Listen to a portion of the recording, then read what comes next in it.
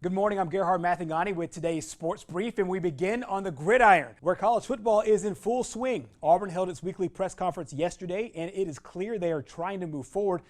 The Tigers lost to Georgia in Athens, and coming up next is a team that is not only hungry, but a team with a whole lot of confidence. Arkansas is 1-1 after an impressive performance against Mississippi State last week.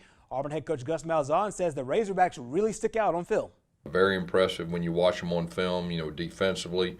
Their defense coordinator, Barry Odom, is one of the best there is, and what he did against that offense that set SEC all-time records a week before, he deserves 2 Coach of the Week awards with everything that he did with that. You look at their defense, they forced 6 turnovers the first 2 games. I think they're second in the league in red zone defense. Offensively, I've always been impressed with Felipe Franks and the way that he's playing and running the offense. Very impressed with when he gets outside the pocket. He's very accurate and he can hurt you with his legs too. The Tigers and the Razorbacks kick off Saturday at 3 o'clock from Jordan-Hare Stadium. Meanwhile, Game 1 of the Jacksonville State football season is in the books. The Gamecocks got off to a great start before eventually falling to Florida State 41-24.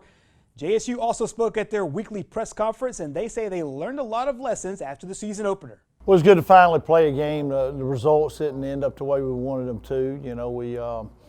I thought we got off to a good start. We just kind of ran out of gas, and it was my major concern of that being their 3rd game, our 1st game. And I thought we did some things well for a 1st game, but a lot to improve on for sure.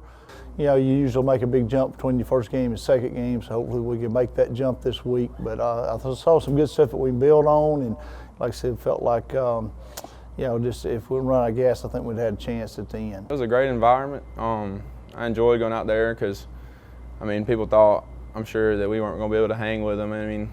The score, it is what it is. But the first half, the fire that, we came out there, and just really got after them for a while. We just sort of just ran out of gas. They had 3 games. They were on their 3rd game. We had our 1st one coming off of like a long, very long fall camp type deal, and a lot of hard practices and physical against our offense, and going back and forth at it. The Gamecocks will suit up for its lone home game of the fall schedule this Saturday against Mercer. The Bears are in the Southern Conference, and like JSU, they'll play a limited fall schedule with just 3 games. I know it's going to be our only home game, so hopefully we'll have. I'm not really sure what the audience or what the attendance situation is, but hopefully we'll get a good turnout. I know it's homecoming, so hopefully a good bit of students will be able to show up, and we'll be able to put on a good show for everybody that shows up. We better make the most of it, right? Being the only home game, so you don't get another one. So I think we'll have a lot of festivities going on, from homecoming to a lot of alumni stuff going on. So it's going to be good to have everybody back, and wish we'd have a full crowd.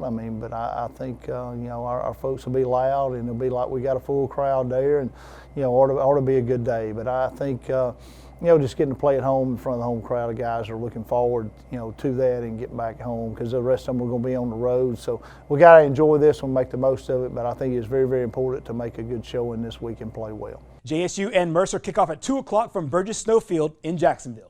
Meanwhile, in high school football, there are several games on the move as Hurricane Delta continues to pose a weather threat to our state this weekend. More than 100 games have moved from Friday night to tomorrow night, including a few huge ones with major region championship implications. Matchups like the top 10 battle in 7A between Central Phoenix City and Prattville.